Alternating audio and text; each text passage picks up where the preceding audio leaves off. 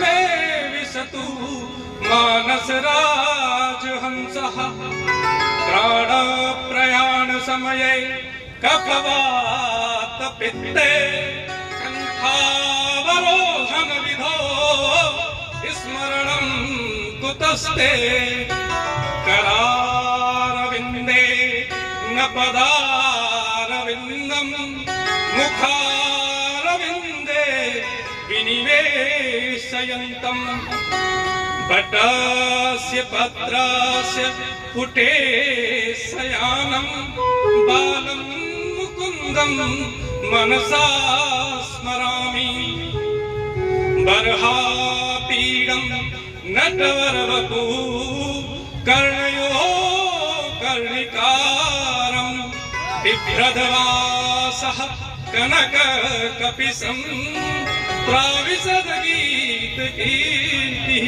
वृन्दारण्यं स्वपदरमणम् अहो बकीयं स्तनकालकूटं जिघांसयापा ययदाप्यसाध्वी देहे गतिं धातृचितां ततोऽन्यं कम्बादयालं शरणं व्रजेमः जन्माद्यस्य यतोऽन्वयादितरतश्चार्थे सुविज्ञ स्वराटतेने ब्रह्महृदाय आदिकवये मुह्यन्ति यत् सूर्यः तेजो वारिमृतां यथा विनिमयो यत्र त्रिसर्गो मृषा धाम्ना स्वेन सदा निरस्तकुहकं सत्यं परं धीमहि।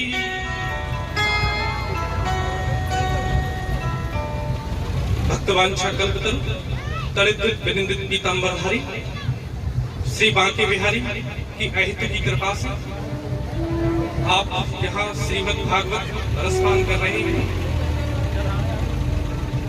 तो एक बार सभी लोग जयकारा लगाएंगे।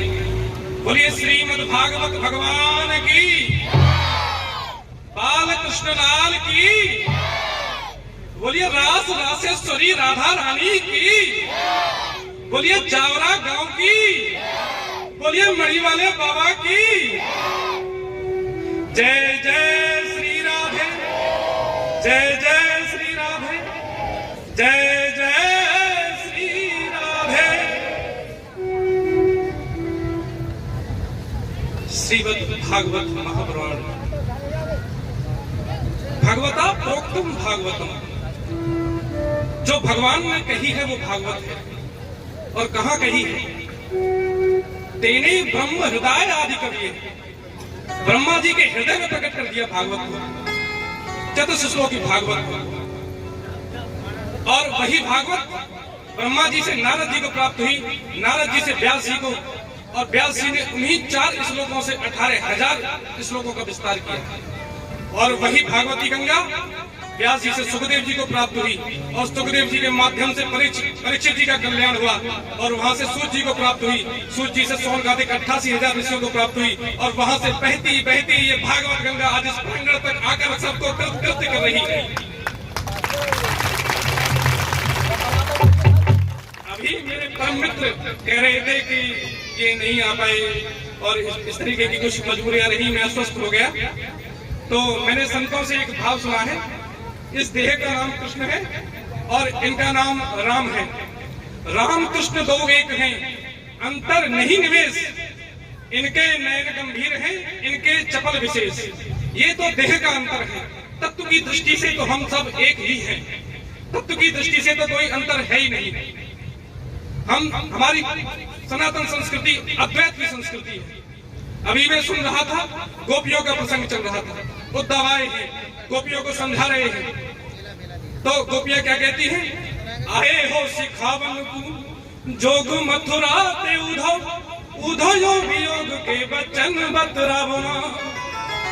अरे उठो, तुम्हें तो योगेश्वर श्री कृष्ण यहाँ योग सिखाने के लिए भेजा है, तुम तो वियोग की बातें कर रहे हो। उधो सोचता है कि गोपियां गांव की ग्वालिन है, कुछ नहीं जानती। लेकिन जब गोपियां उधो को वियोग का अर्थ बताती हैं, वियोग है विशेष योग, परमात्मा जिस पर विशेष कृपा करते हैं उसे वियोग देते हैं। परमात्मा की मंजूषा का, परमात्मा की तिजोरी का सबसे अमूल्य खजाना वियोग है। और ये वियोग परमात्मा ने मुझे भी दे दिया, कोई बात नहीं। लेकिन करते कर्म करो विधि नाना, मन राखो जहाँ कृपा निधाना।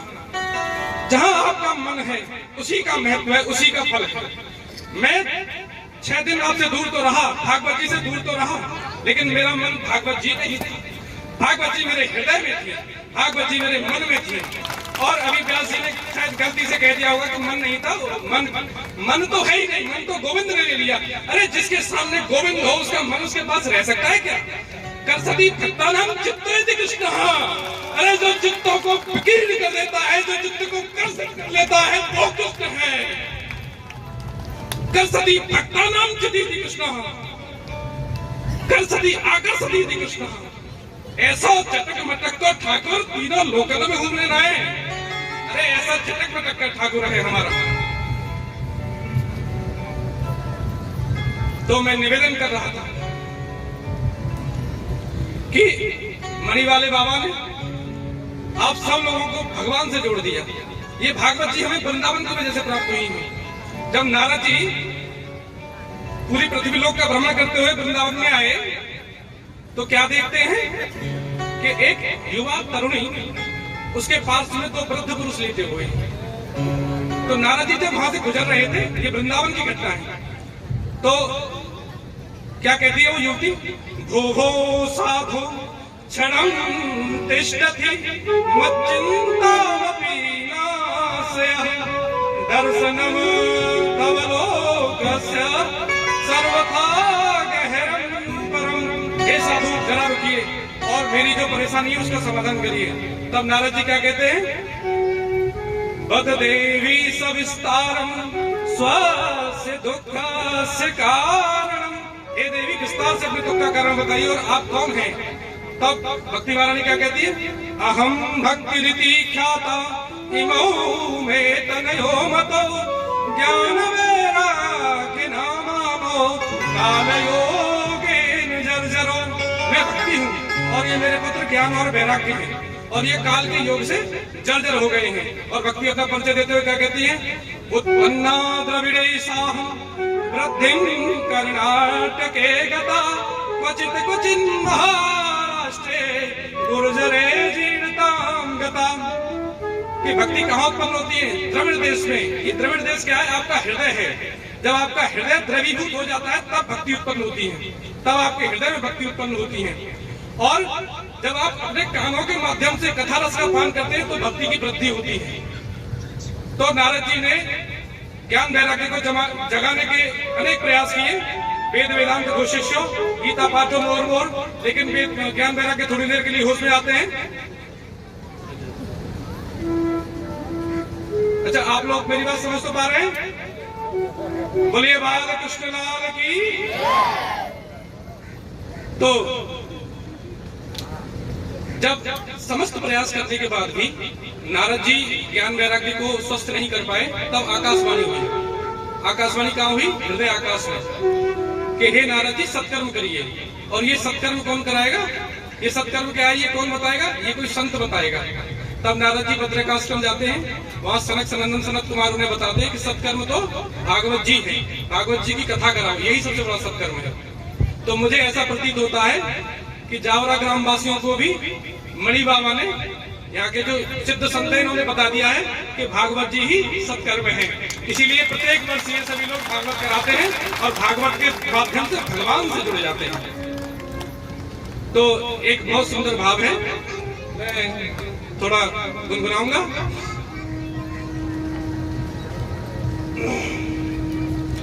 मेरा तार हरि से जोड़े ऐसा कोई संत मिले, मेरा तार हरि से जोड़े ऐसा कोई संत मिले, मेरे मन के रोके जोड़े ऐसा कोई संत मिले, ऐसा कोई संत मिले, ऐसा कोई संत मिले, मेरे मन के गम को तोड़े ऐसा कोई संत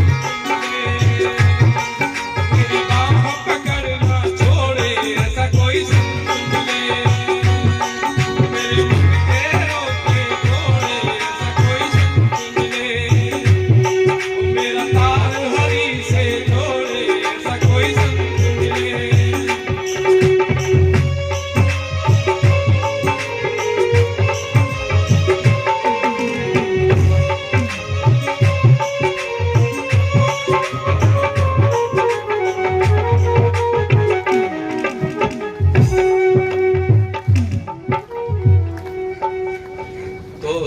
भाग्यशाली हैं ग्राम जावरा के निवासी, जिनको ऐसे मणि बाबा जैसे संत मिल गए हैं जो सबका संबंध प्रभु से जोड़ दिया है।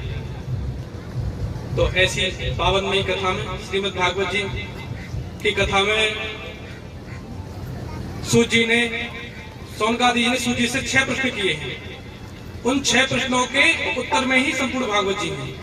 पहला प्रश्न है कि मनुष्य का परम कल्याण कैसे होगा।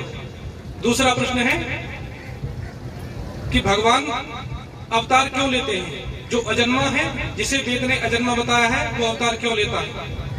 तीसरा प्रश्न है कि भगवान ने कितने अवतार लिए। चौथा प्रश्न है भगवान ने अवतार में कौन कौन सी लीलाएं की। और 5वां प्रश्न है कि हमारे सनातन संस्कृति में इतने सारे भगवान हैं, सर्वश्रेष्ठ भगवान कौन से हैं। और 6ठा प्रश्न है कि जब भगवान इस धराधाम पर नहीं रहते तब धर्म किसकी शरण में जाता है। इन्हीं 6 प्रश्नों के उत्तर में ही श्रीमद् भागवत जी की कथा है। तो मनुष्य का परम कल्याण है भगवत प्राप्ति। अब भगवत प्राप्ति को समझने के लिए हमें ये समझना पड़ेगा कि हमारा स्वरूप क्या है और भगवान का स्वरूप क्या है। सभी लोग, सभी संत ये कहते हैं कि आप भगवान की प्राप्ति करिए। तो भगवान कौन है, उनसे हमारा क्या संबंध है और हम कौन हैं। तो वेद कहता है कि 3 तत्व हैं, ब्रह्म, जीव और माया।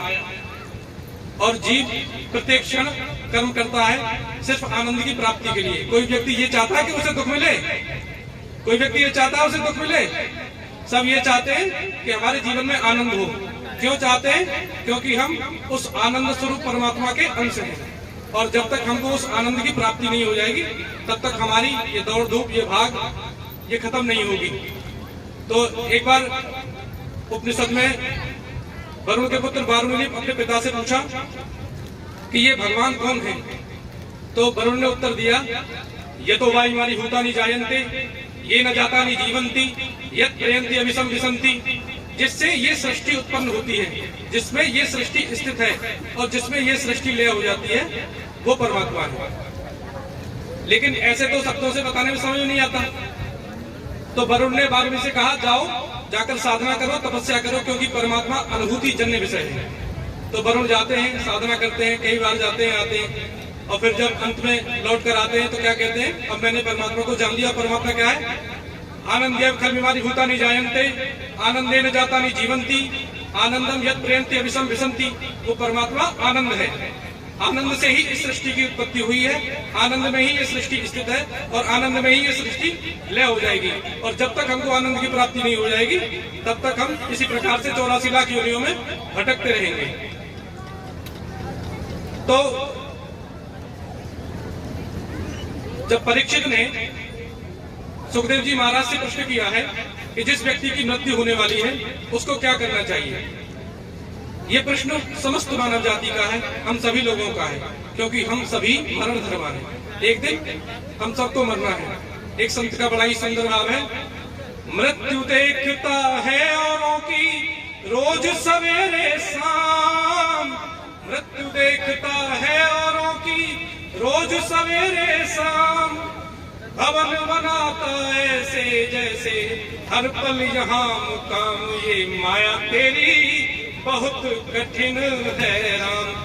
जब एक बार यक्ष ने युधिष्ठिर जी से प्रश्न किया कि जगत का सबसे बड़ा आश्चर्य क्या है, तो युधिष्ठिर जी ने क्या उत्तर दिया कि हम सभी लोग प्रतिदिन जगत में लोगों को मरता हुआ देखते हैं कि सभी लोग जा रहे हैं, लेकिन फिर भी हमें ये यकीन नहीं होता कि हम एक दिन मर जाएंगे, हमें भी ये देह छोड़कर जानी पड़ेगी। हमारा ये अज्ञान ही हमारे दुखों का कारण है कि हम खुद को देह मानते हैं। जब भागवत जी का प्रथम श्लोक मंगलाचरण में आता है, सच्चिदानंद रूपाय विश्वोत्पत्त्यादि हेतवे तापत्रय विनाशाय श्री कृष्णाय भयं नमः। वो परमात्मा क्या है? सत है। सत क्या है? जो सदैव रहता है। जैसे आपने सोने से आभूषण बनवाए तो आपको आभूषण पसंद नहीं आया, आपने फिर गलवा दिया, तो सोना रहा ही, लेकिन आभूषण मिट गया। कुंडल जो बनवाया था, जो भी आपने गहना बनवाया था, वो मिट गया। तो जो बना था वो असत था और जो सोना है वो सत है। इसी प्रकार से परमात्मा इस जगत का निमित्त उपादान कारण है। परमात्मा इस जगत को बनाता भी है और जगत बनता भी है। और जब ये जगत नहीं होता तब भी परमात्मा होता है, जब ये जगत होता है तब भी परमात्मा होता है, क्योंकि परमात्मा से ही ये जगत होता है। तो सभी कारणों का जो कारण है वो परमात्मा है। लेकिन वो उस परमात्मा की प्राप्ति कैसे होगी? उस परमात्मा की प्राप्ति के लिए सबसे अच्छा साधन है श्रीमद् भागवत जी, क्योंकि तेने यम वांगमयी मूर्ति प्रत्यक्षा वर्तते हरे। ये भगवान की साक्षात वांगमय प्रतिमूर्ति है। जैसे आप मंदिर में जाते हैं, वहाँ काष्ठ की मूर्ति है, पीतल की मूर्ति है, सोने की मूर्ति है, अन्य अन्य प्रकार की मूर्तियां हैं। उसी प्रकार से भागवत जी शब्दमय स्वरूप है ठाकुर जी का। और जब ये शब्दमय स्वरूप आपके कर्ण रंध्रों से आपके हृदय में प्रवेश करता है तो ठाकुर जी को वहाँ स्थापित कर देता है।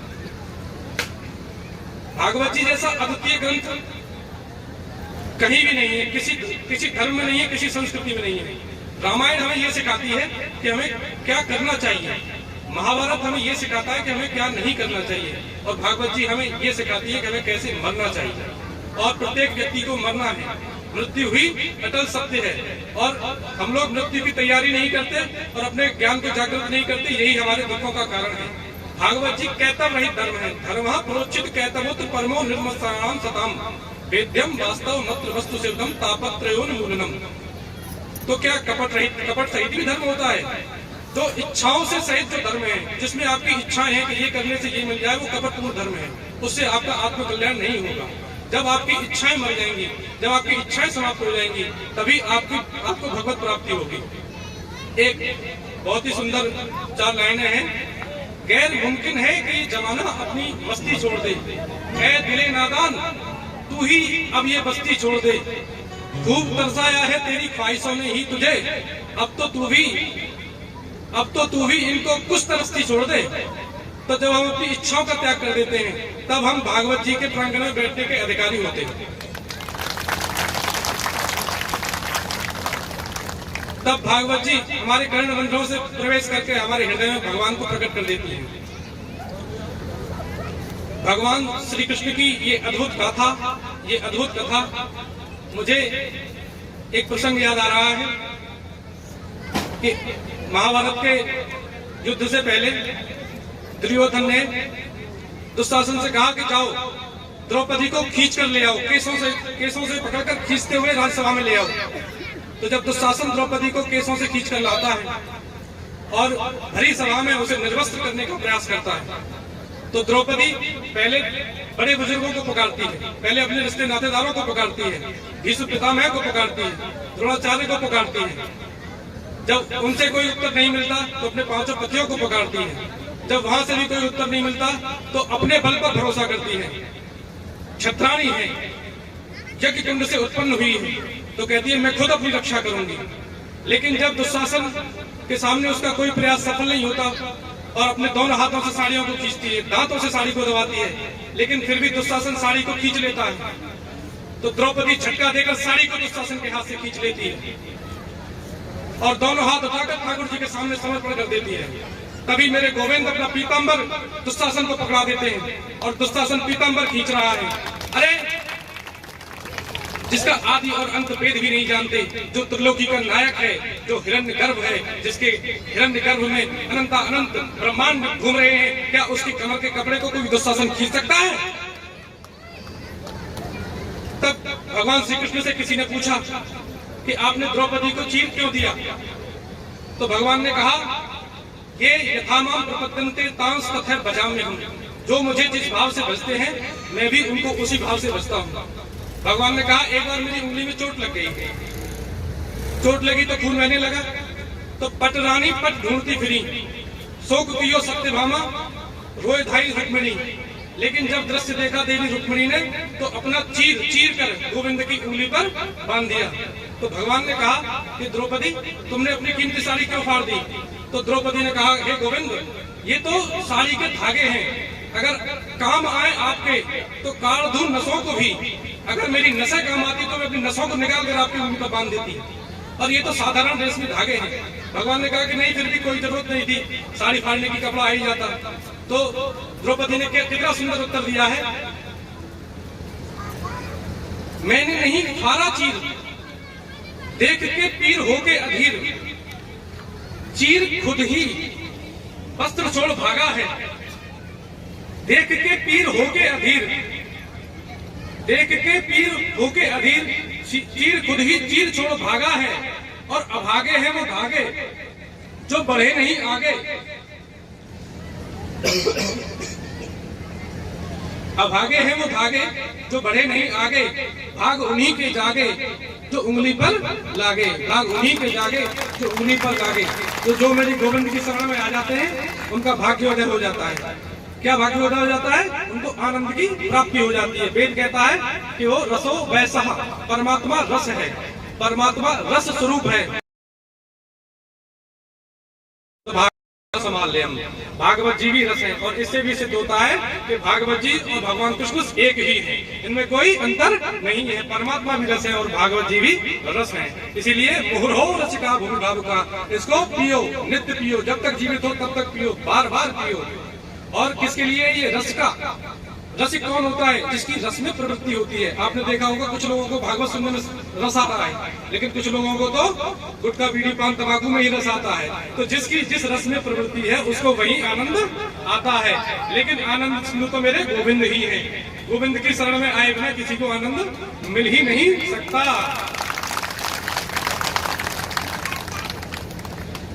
तो मैं निवेदन कर रहा था कि ये कपट रहित धर्म है, और कपट ही कपाट है जो गोविंद से मिलने नहीं देता। धर्म प्रोचित कैतवत परमो कहा है ना, तो धर्म प्रोचित कैतवत परमो मतलब कपट रहित, और कपट ही कपाट है। कपाट किसको कहते हैं? दरवाजे को।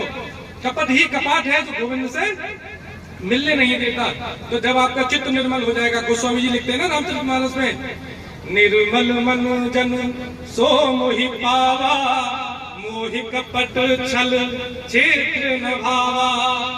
तो भगवान को पाना बड़ा सरल है, बड़ा सहज है। तुलसीदास जी कहते हैं ना, तुलसी अब मैं जानो बड़ो गरीब नवाज, और मोती कण महंगे किए सस्तो कियो अनाज। तो वो गरीब नवाज है, उसने अनाज को सस्ता कर दिया। आप क्या मोती की क्या वैल्यू है? मोती आपको नहीं मिले तब भी कोई फर्क नहीं पड़ रहा, मोती की माला आप गले में धारण ना करें तब भी कोई फर्क नहीं पड़ रहा। लेकिन अन्न अगर आपको ना मिले तो क्या आप जीवित रह पाओगे? क्या ये पानी आपको ना मिले तो क्या आप जीवित रह पाओगे? क्या आपको वायु ना मिले तो आप जीवित रह पाओगे? तो जो बहुमूल्य और जो बहुत ही कीमती और जो आवश्यक चीजें हैं वो परमात्मा ने निःशुल्क कर दी है। उसी प्रकार से परमात्मा भी सर्वसुलभ सर्वसाध्य है, क्योंकि वो इतना सुलभ है, वो हमारे इतना नजदीक है कि हम उसको भूल जाते हैं। नजदीकी के कारण वो हमें दिखाई नहीं देता। तुलसीदास जी कहते हैं ना, तुलसी याचक को मोतियाबिंद हो गया है, जो परमात्मा को देखकर भी नहीं देखता है। तो मैं निवेदन कर रहा था, परीक्षित ने प्रश्न किया है कि मृत्यु जिस व्यक्ति की होने वाली है उसको क्या करना चाहिए? तो उसको भगवत चिंतन करना चाहिए। इस पर बड़ा ही सुंदर एक भाव है, वो मैं थोड़ा गुनगुनाऊंगा, आप लोग साथ देंगे। अरे लटो करो चाहे नो जी, लटो करो चाहे नो जी, एक दिन दोनों जी, लटो करो चाहे नो जी, एक दिन दोनों जी। भाई लिखुआ लौटत नहीं हाजी लौटत नहीं, भाई लिखुआ लौटत नहीं, चाहे तोल दो सोनो जी, एक दिन दोनों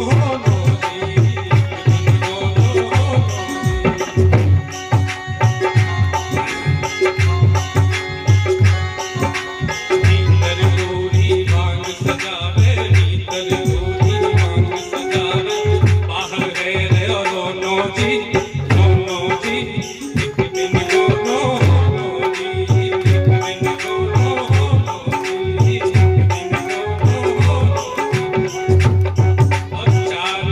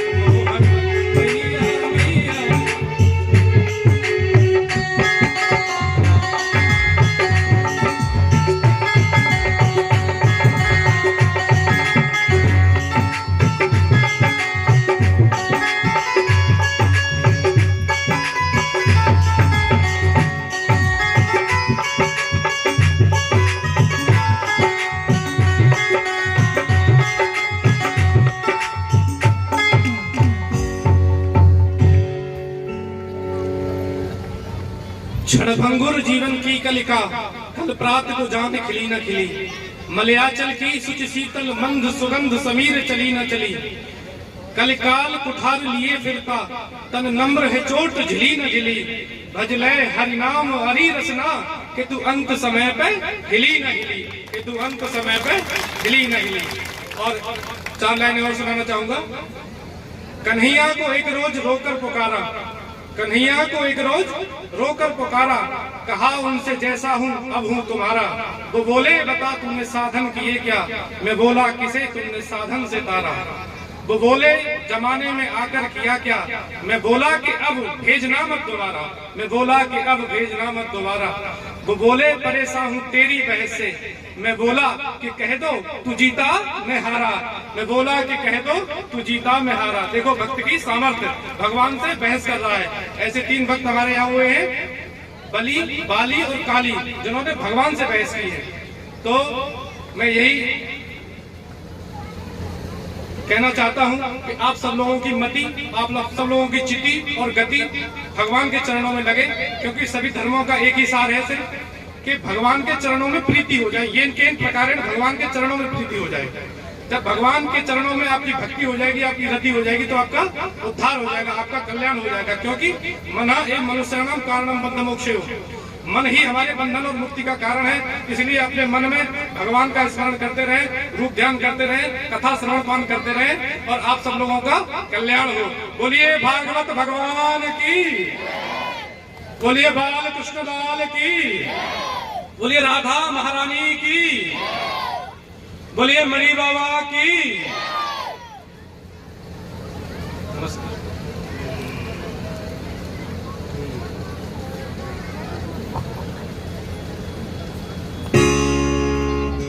श्री बांके बिहारी लाल की, राधा रानी की, मणि बाबा सरकार की।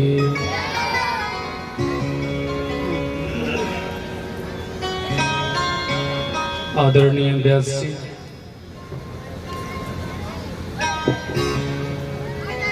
जिन्होंने चंद समय में ही थोड़ा सा समय लेकर के आप लोगों को अनुग्रहित किया और श्रीमद् भागवत कथा का श्रवण जिस तरीके से उन्होंने आपको करवाया, मानो गागर में सागर उड़ेल दिया। और ये परम सौभाग्य का विषय है आपका कि आदरणीय व्यास जी ने आकर के आप लोगों को कृतकृत्य किया। इसके लिए उनका स्वागत होना चाहिए तालियों से।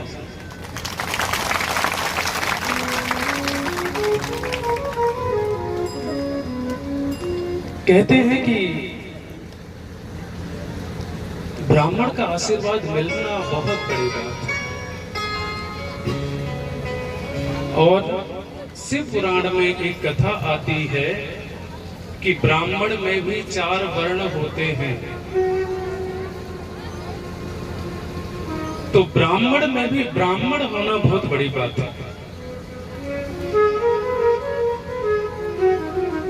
और स्पष्ट शब्दों में, ये मैं नहीं कह रहा हूं, ये शिव पुराण कह रहा है। तो शिव पुराण में स्पष्ट लेख आता है कि ब्राह्मण भी 4 कैटेगरी में होते हैं। जो ब्राह्मण खेती आदि करते हैं उनको चतुर्थ श्रेणी में माना जाता है। उसके ऊपर उठ के जो दुकानदारी आदि करते हैं, व्यापार करते हैं, उनको 3rd श्रेणी में माना जाता है। और उससे ऊपर उठ करके जो रक्षा आदि, डिफेंस आदि में जो होते हैं या जो राजनीति वगैरह करते हैं, उनको 2य श्रेणी क्षत्रिय में माना जाता है। लेकिन ब्राह्मण होकर के और ब्राह्मणत्व का कार्य करना, वो ब्राह्मणों में भी ब्राह्मण है।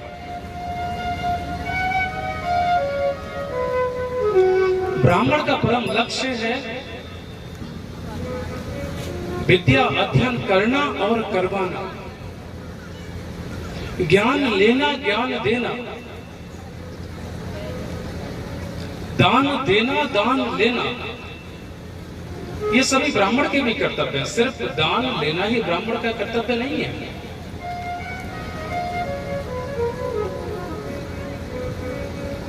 तो निवेदन मेरा ये है कि ब्राह्मणों में भी ब्राह्मणत्व करना, कर्मकांड आदि करना, श्रीमद् भागवत कथा आदि का वाचन करना परम सौभाग्य से मिलता है, इतने जल्दी प्राप्त नहीं होता। और ये सारी विधा हम सभी जितने ब्राह्मणों को मिली हुई है, ये ठाकुर जी की परम कृपा है। एक बार उस कृपा के लिए तालियां बजाना चाहिए आपको। और धन्य है आज की वो घड़ी जो सप्तम दिवस पर्यंत श्रीमद् भागवत कथा समापन की ओर बढ़ रही है।